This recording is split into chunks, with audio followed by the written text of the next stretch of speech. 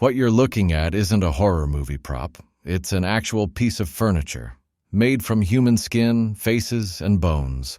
Discovered in the home of Ed Gein, one of the most disturbing criminals in American history. When police entered his rural Wisconsin farmhouse in 1957, they found chairs, lampshades, bowls, masks, and even a belt, all made from human skin, faces, and bones. Ed Gein wasn't a prolific serial killer, but what made him infamous was what he did with the bodies. Most of his gruesome crafts came from corpses he dug up from local graveyards. But he did kill at least 2 women, including a local hardware store owner whose body was found decapitated and gutted like a deer. Before we dive into this nightmare, make sure you hit that subscribe button and join the American Shadow family. This is one of the most disturbing stories in American true crime history, and it's the case that inspired Psycho, the Texas Chainsaw Massacre, and The Silence of the Lambs. Drop your state in the comments below. Let's talk about this together. This is the story of Ed Gein, the butcher of Plainfield, the man who wanted to become his mother. Edward Theodore Gein was born on August 27, 1906 in Crosse County, Wisconsin. He was the second son of George and Augusta Gein. His older brother was named Henry, and from the moment Ed was born, his life was defined by one person, his mother. Augusta Gein was a deeply religious woman, fanatically religious. She believed that the world was evil, that women, except for herself, were instruments of the devil, that sex was sinful, that men were weak and corrupt, and she drilled these beliefs into her sons every single day. Ed's father, George, was an alcoholic. He was verbally abusive. He fought constantly with Augusta. But Augusta was the dominant force in the household. She controlled everything: the money, the children, the family's entire life. In 1914, when Ed was 8 years old, Augusta moved the family to a remote farm outside Plainfield, Wisconsin. 195 acres of isolated land, no neighbors, no friends, no outside influence. Augusta wanted to keep her sons away from the sinful world, and she succeeded. Ed and Henry were not allowed to have friends. They were not allowed to socialize. They went to school, but Augusta made sure they didn't form any connections. After school, they came straight home. They worked the farm. They read the Bible, and they listened to their mother preach about the evils of the world. Ed idolized his mother. He hung on her every word. He believed everything she told him, and he became completely dependent on her, emotionally, psychologically, in every way. Henry, on the other hand, started to see through Augusta's manipulation. As he got older, he began to question her. He criticized her. He told Ed that their mother was controlling them, that she was unhealthy, that they needed to break free. Ed didn't want to hear it. To him, his mother was perfect. She was the only good thing in a sinful world, and anyone who criticized her, even his own brother, was wrong. In 1940, George Gein died. Heart failure, brought on by years of alcoholism. His death left Augusta, Ed, and Henry alone on the farm, and the dynamic between the brothers grew more tense. Then, on May 16, 1944, something happened that would change everything. Ed and Henry were fighting a brush fire on the farm. At some point during the fire, the brothers got separated. When Ed returned to the farmhouse, he was alone. He told his mother that Henry was missing. The police were called. A search party was organized, and Ed led them directly to Henry's body. Henry was lying face down in a field. His body was burned, but there was something strange. He had bruises on his head, bruises that didn't match the fire. The police asked Ed what happened. Ed's story didn't make sense. He said he didn't know where Henry was, but then he led them straight to the body. He claimed they got separated, but the bruises suggested foul play. Despite the suspicious circumstances, the death was ruled an accident. Asphyxiation from the fire, no further investigation. And Ed went back to the farm, alone with his mother. For the next year, Ed and Augusta lived together, just the two of them. Ed took care of her. He did odd jobs around town to support them. He worshipped her, and Augusta continued to control every aspect of his life. But in December 1945, Augusta suffered a stroke. She was partially paralyzed. Ed became her full-time caretaker. He bathed her, fed her, dressed her. He did everything for her. And in his mind, this was his purpose, his reason for existing. Then, on December 29, 1945, Augusta Gein died, and Ed's world shattered. Ed was 39 years old. He had never had a girlfriend, never been on a date, never kissed a woman. His entire life had revolved around his mother, and now she was gone. Ed boarded up the rooms his mother had used, her bedroom, the living room, the kitchen. He preserved them exactly as she had left them, like shrines, and he moved into a small back room. He lived like a hermit, isolated, alone, slowly losing his grip on reality. For the next 12 years, Ed Gein lived in that farmhouse. He did odd jobs, babysitting, handyman work. People in town thought he was odd, but harmless. A little strange, maybe, but not dangerous. They had no idea what was happening inside that farmhouse. At some point after his mother's death, Ed Gein began visiting the local cemeteries. He read obituaries. He learned when middle-aged women who looked like his mother, were buried. And then, under cover of darkness, he dug them up. Ed would exhume the bodies, take them back to his farm, and he would do things to them. Unspeakable things. He skinned them. He removed their faces. He carved off body parts. And he used them to create things, household items, furniture, clothing. He made a vest from human skin. He made masks from human faces. He made bowls from skulls, chairs upholstered with human flesh, lampshades from skin, a belt made from nipples, a box full of noses, a wastebasket lined with human flesh. And he was making something else, something even more disturbing, a woman suit.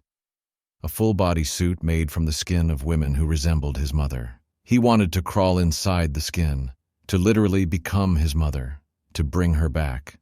Ed later claimed that he never had sex with the bodies, that he was just fascinated by them, obsessed with death and the human body. But what he was doing was beyond comprehension, beyond sanity. For years, Ed continued his nocturnal grave robbing. No one suspected, no one noticed, and Ed's collection grew. But grave robbing wasn't enough. At some point, Ed Gein crossed a line. He didn't just want dead bodies, he wanted fresh ones. December 8, 1954. Mary Hogan, the owner of a tavern in Pine Grove, Wisconsin, disappeared. She was 51 years old. Her tavern was found with blood on the floor, a spent cartridge from a .22 caliber rifle, but no body. The police investigated, but they had no leads, no suspects. Mary Hogan was simply gone. 3 years later, on November 16, 1957, another woman disappeared, Bernice Worden. She was 58 years old. She owned a hardware store in Plainfield. The last person seen with her was Ed Gein. Bernice's son, Frank Worden, was a deputy sheriff. When he arrived at his mother's store that morning and found it empty, he knew something was wrong. The cash register was gone. There was blood on the floor, and his mother was nowhere to be found. Frank checked the store's sales records. The last entry was for antifreeze, sold to Ed Gein. Frank called the sheriff, and they went to Ed's farm. When they arrived, it was evening. The farmhouse was dark. Ed wasn't home. The sheriff and his deputies searched the property. They checked the barn, the outbuildings, and then they entered the farmhouse. What they found inside would haunt them for the rest of their lives. The house was filthy, piles of trash, rotting food, newspapers stacked to the ceiling.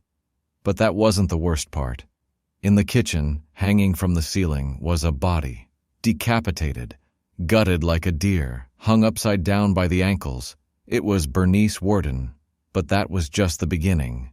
As investigators searched the house, they found more, so much more.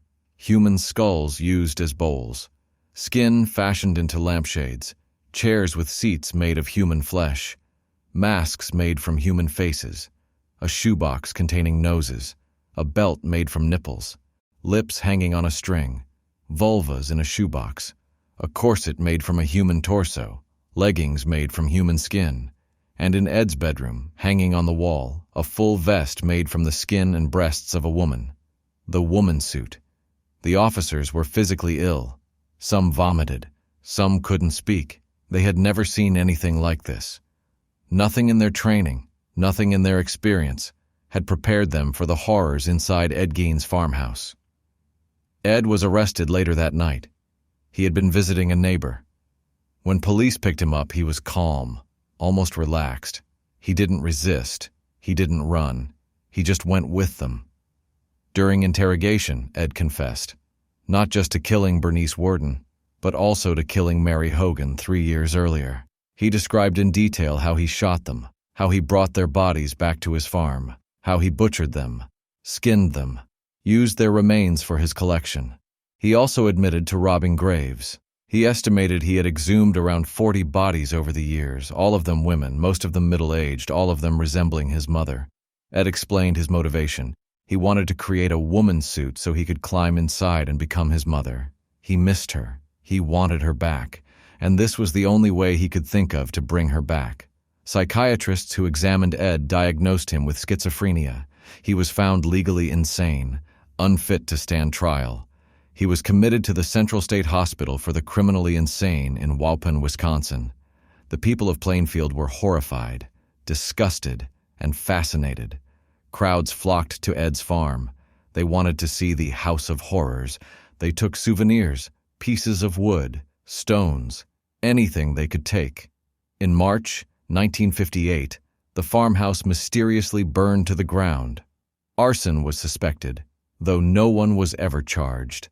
The town was relieved. The physical reminder of Ed's crimes was gone.